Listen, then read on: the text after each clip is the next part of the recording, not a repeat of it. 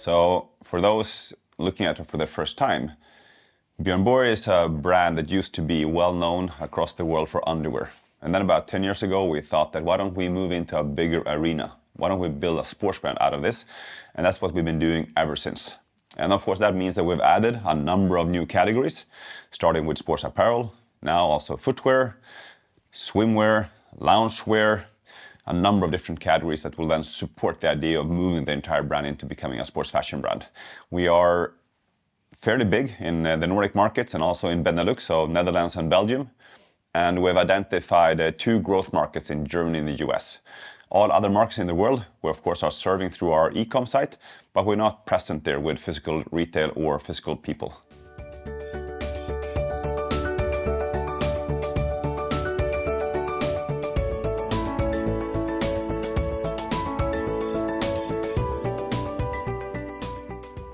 Brilliant. Let's start out with the proud stuff. That's, of course, the most fun part. So looking at 2024, I think, the first thing that comes to mind, of course, is the way we integrated footwear. So, of course, at the beginning of last year, that was a licensed partner. They went bankrupt. We, of course, captured that and spent the rest of the year integrating that into our own business. And that's been done in a exceptionally good way. So I'm super proud over the team and how they managed that in a very sort of challenging position. So I think that's one. The second one, I think, is our team engagement. So once a year we do a service, of course, asking everyone, including myself, a bunch of different questions, all anonymously. And this year we had a record score, meaning that, of course, we have a super high engagement throughout the entire team. And we all know, of course, strong individuals will also create strong results. So I think that's the second thing that I'm super proud over. And then lastly, of course, the whole idea of moving the brand from underwear to becoming a sports fashion brand requires a very strong sports apparel collection. And now we've been growing that for 10, 11 quarters in a row. And of course, Q4 growing 44%, year to date 32% growth on sports apparel, and now rolling 12, almost 300 million only in sports apparel. That's the third thing that makes me really proud.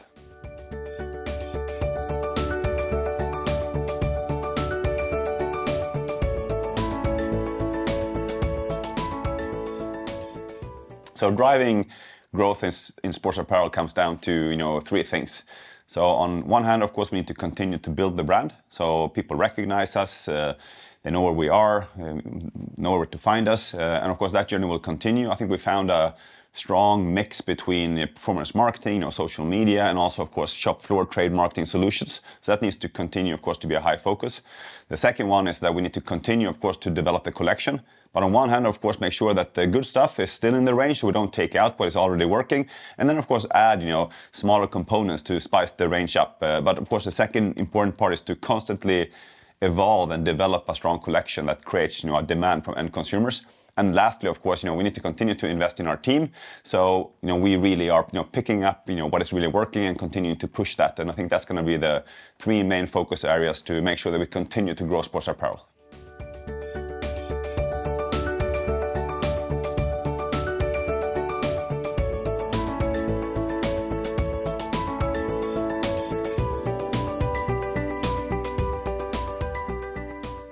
All right, so let's split that up then. So on one hand, are you happy with the progress? Is it matching your expectations? And of course, the quick answer is almost nothing is.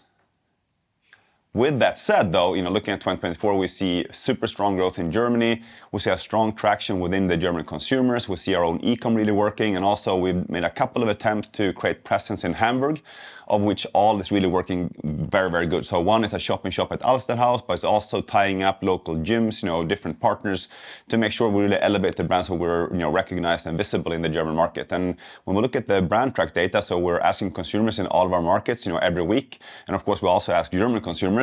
We see that our aided awareness amongst men has gone up 15% versus last year. So we're slowly, building something here. Looking at the future here, okay, so what is the plan to continue that growth? And we believe it's divided into 3 things. One is own e-com, so make sure that we continue to talk to German consumers on our German website, investing into the German market, so they're attracted by the brand. That's a core pillar in our German strategy. The second one is to work with Zalando. So of course, Zalando is a massive pan-European retailer that is selling products across Europe, well, across the world actually. But here, of course, we want to leverage, their targeting the German consumer. So working closely with them to make sure that our business with Zalando towards German consumers is growing. And then the last one is to continue to work with creating, visible presence in Hamburg. So we've chosen a fairly small geography because, of course, then we can give more resource and hopefully then people will see us. And that plan comes into having, retail space through partner programs, and it comes down to tying up with different partners in terms of gyms, and also of course finding local ambassadors that could then lift and elevate the brand. But it all comes down to just being visible in Hamburg. I think all those three, of course, combined is the approach we have in order to continue the strong momentum on the German market.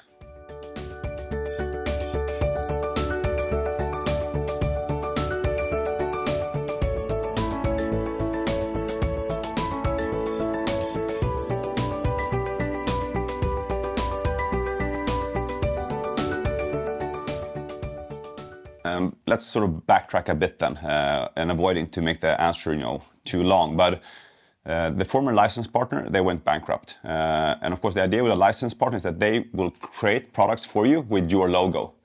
We still distribute those products in Sweden and Finland in own retail and through our bjornborg.com. They were distributing the Björn Borg products in the rest of the world, which then predominantly was Northern Europe. So that's really the starting point then.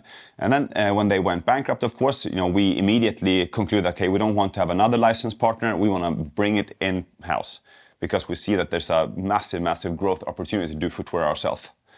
But with that, of course, there's a transition. So, of course, you have a company that went bankrupt that has created, sold in products to German and Netherlands and Belgium customers.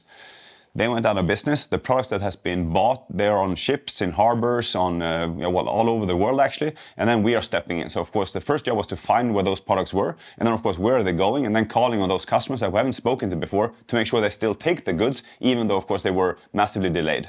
So of course, that whole work of integrating that, taking over and mitigating the damage due to the bankruptcy, that led to, of course, to very, very high one-off discounts, simply to make sure that the customers actually picked up the goods. So that's one thing. And then, of course, secondly, we need to start building the team before we can see the revenue increase. So, of course, now we have sales guys only doing footwear. We have a team creating footwear in-house instead so that we can sell in a collection in the future. And, of course, the investment comes before you do the selling in.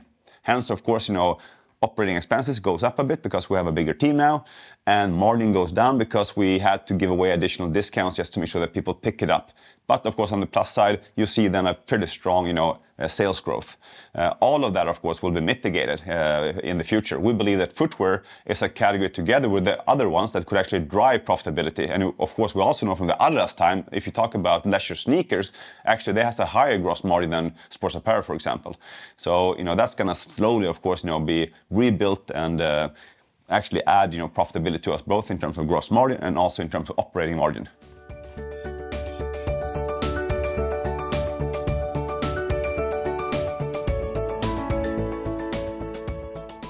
That question someone asked me just a few hours ago, and I will say exactly the same thing again. And actually, that's the same answer I gave a few years ago. So, for an investor, I think you first need to just acknowledge the whole background and idea behind what we're doing. So we want to move from, in the past, very known for colorful underwear, into, in the future, then be a sports fashion brand. That's a brand transition. And of course, the way to see, how that transition is going is to look how the categories are developing.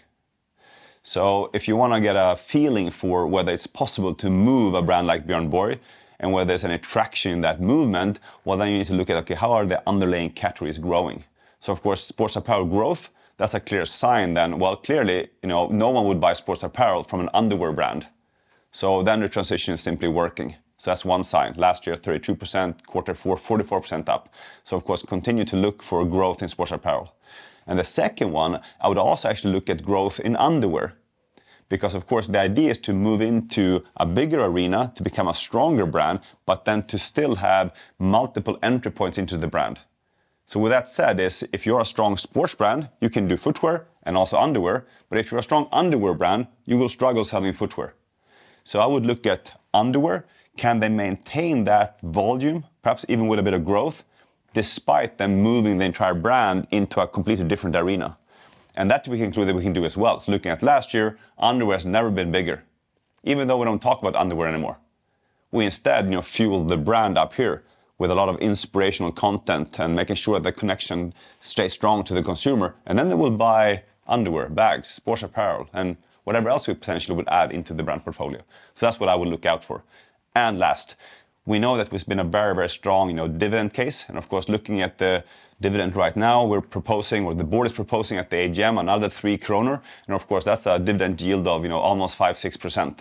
So of course, as an investor, this is a case where there's strong growth initiatives that is now really, really, paying off. And on top of that, we have in the past had a very, very solid dividend. So I think the combination of the two, makes it a very attractive investment case.